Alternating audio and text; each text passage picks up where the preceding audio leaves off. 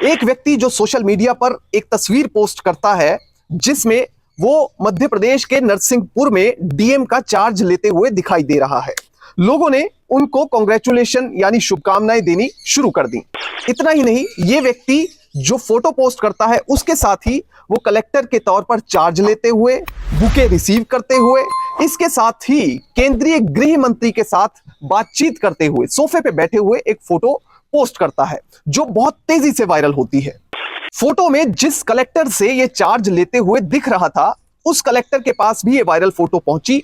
उन्होंने कहा कि मैंने तो इनको चार्ज नहीं दिया, ये व्यक्ति कौन है इनको मैं नहीं जानती। उसके बाद उन्होंने पुलिस में अपनी कंप्लेंट दे दी, जिसके बाद इस व्यक्ति को काबू कर लिया गया और बाद में पता चला कि ये एक फर्जी आईएएस है। पुलिस जांच कर रही है कि क्या इस व्यक्ति ने कुछ लोगों को ठगा है या फिर ये सिर्फ वैसे ही अपनी फोटोज सोशल मीडिया पर पोस्ट कर रहा था। और खास तौर पर जितनी भी फोटोज इन्होंने सोशल मीडिया पर पोस्ट की वो सारी फोटोशॉप की गई थी।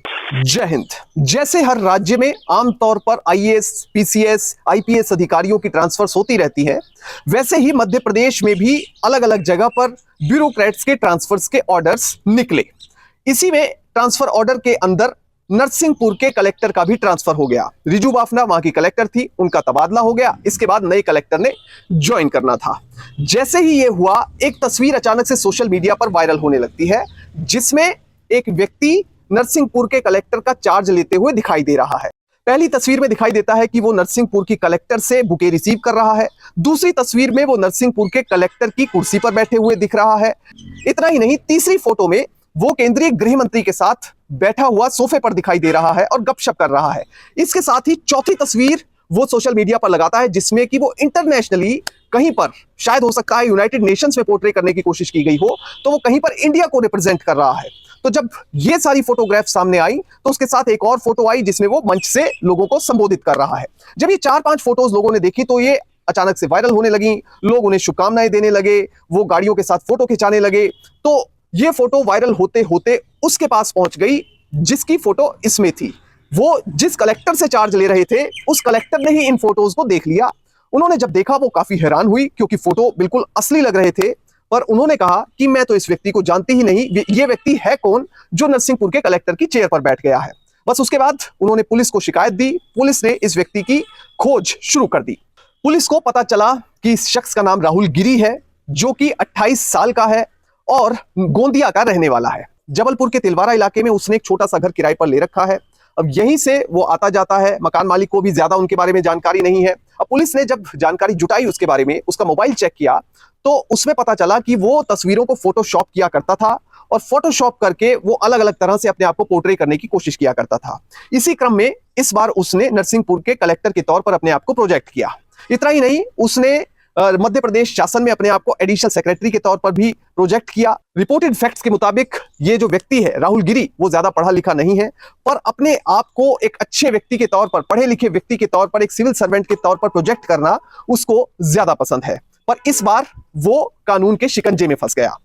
रिजू बाफना जो कि मध्य प्रदेश के नरसिंहपुर की कलेक्टर थी, उनको जब ये सारी जानकारी मिली उन्होंने पुलिस को दे दी। अब रिजू बाफना खुद 2014 बैच के आईएएस अधिकारी हैं और 9 नवंबर 2022 को उन्होंने वहां नरसिंहपुर के कलेक्टर के तौर पर अपना कार्यभार संभाला था। अब रिसेंटली ही उनका ट्रांसफर हुआ था जिसके बाद ये डेवलपमेंट देखने को मिली। इस व्यक्ति ने अपनी तस्वीरें सोशल मीडिया पर वायरल की और अपने आप को कलेक्टर के तौर पर प्रोजेक्ट किया। अब रिजू बाफना के करियर की अगर बात करें तो आईएएस अधिकारी बनने से पहले 2011 में दिल्ली स्कूल ऑफ इकोनॉमिक्स से मास्टर की डिग्री हासिल की। 2013 में उन्होंने यूपीएससी क्रैक किया। यूपीएससी का सपना उनके मन में पहले से ही था और पढ़ने में भी अच्छी थी, लगातार कोशिश कर रही थी, दिन रात पढ़ाई कर रही थी और 2013 में फाइनली उन्हें सक्सेस मिली और 77वीं रैंक भी उन्होंने हासिल की। उनकी एक अपनी वेबसाइट भी है जिसके जरिए वो यूपीएससी एस्पायरेंट्स को पढ़ने में मदद भी करती हैं, उन्हें पढ़ाती भी हैं। पर ये जो इंसिडेंट है इसने अपने आप में कई तरह के सवाल खड़े कर दिए हैं कि आखिर क्यों लोग अपने आप को झूठे ही सही मगर सिविल सर्वेंट के तौर पर प्रोजेक्ट करने की कोशिश कर रहे हैं। क्या ये पावर का कमाल है? क्या ये उस लाल नीली बत्ती का कमाल है या इसमें कुछ और है? कुछ लोग साइकोलॉजिस्ट ये कहते हैं कि ये एक मनोविकार है और ये सिर्फ दवाइयों से ठीक हो सकता है। कुछ लोग कहते हैं कि शातिर किस्म के लोग ही ऐसा किया करते हैं क्योंकि वो क्राइम की दुनिया में लोगों को अपने रुतबे से डराना चाहते हैं। आमतौर पर जब इस तरह के मामले सामने आते हैं तो पुलिस अलग अलग धाराओं के तहत मामला दर्ज करती है। इनमें पर्सोनेशन, इंपर्सोनेशन की धाराएं लगती हैं। अब जैसे आईपीसी सेक्शन 170 ऐसे मामलों में लगता है, जिसमें साफ तौर पर प्रावधान किया गया है फॉर पर्सोनेटिंग अ पब्लिक सर्वेंट। इसमें लिखा है कि whoever pretends to hold any particular office as a public servant, knowing that he doesn't hold such office, or falsely personates any other person holding such office and in such assumed character does or attempts to do any act under color of such office, shall be punished with imprisonment of either description for a term which may extend to 2 years, or with fine, or with both। यानी 2 साल तक की सजा या फिर fine, या फिर सजा और फाइन दोनों हो सकते हैं धारा 170 आईपीसी के तहत। और जो दूसरा सेक्शन ऐसे मामलों में आमतौर पर लगता है वो है सेक्शन 419। सेक्शन 419 के मुताबिक जो प्रावधान है वो इस सेक्शन में है पनिशमेंट फॉर चीटिंग बाय पर्सोनेशन।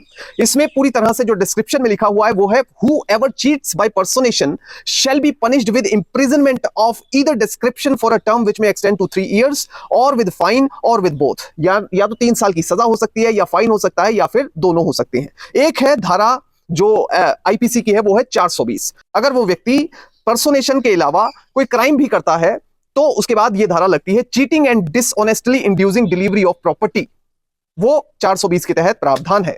तो कुल मिलाकर ये धाराएं आमतौर पर ऐसे मामलों में लगती हैं।